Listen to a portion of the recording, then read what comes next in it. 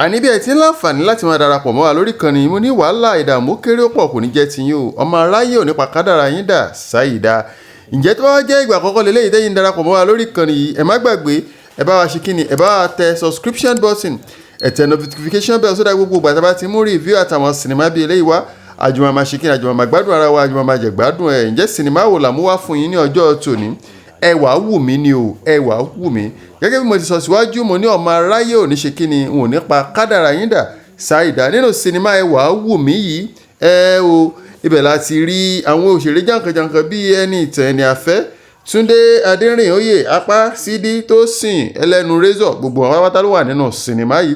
ǹjẹ́ tẹ́yìn ò bá ti wo sinimá Ewawunmi ẹ sáré lọ sí orí ìkànnì YouTube tẹ́ bá ti dórí YouTube ẹ tẹ Yoruba Plus sí lábẹ́ Yoruba Plus ẹ wá Ewawunmi ẹ gbé síbẹ̀ kàdàǹgbà latest Yoruba drama ní tó ẹ̀ṣẹ̀ jáde tó ń gbóná fẹlẹfẹlẹ nínú sinimá yìí láti rí bó ṣe pa kádàrá Ewawunmi dà wọ́n pa kádàrá Ewawunmi dà sáìdá tó fi jẹ́ wípé ọmọbìnrin bó ṣe dára tó torí rọ̀gbọ̀dọ̀ báyìí ó lè ní o lè náà fi kàn kò sí nǹkan tí Ewawunmi ò lè jí ṣùgbọ́n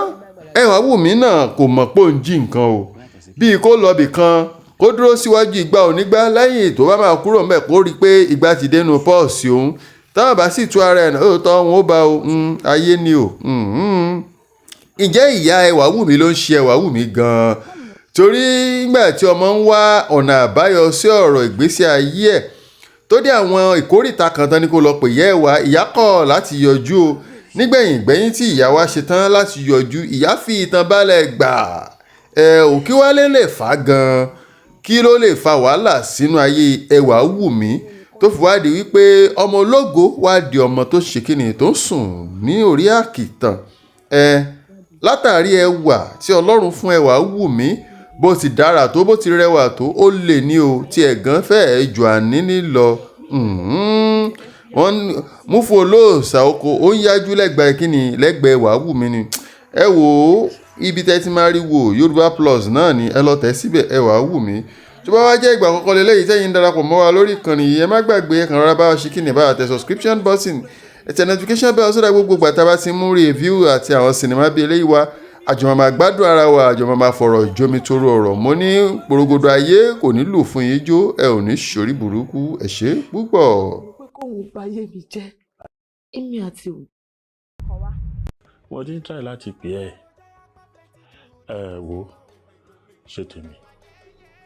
ó mọ bí mo ṣe jẹ́ sí ẹ o nǹkan parẹ́ màá jáde fọmọ yẹn màá jáde fún ó ṣe é ṣe àti wá dá ọjọ́ ìgbéyàwó sọ́nà ó kù fẹ̀rẹ̀ báyìí lọ́pọ̀ dédé yarí pé òun ò ṣe mọ́.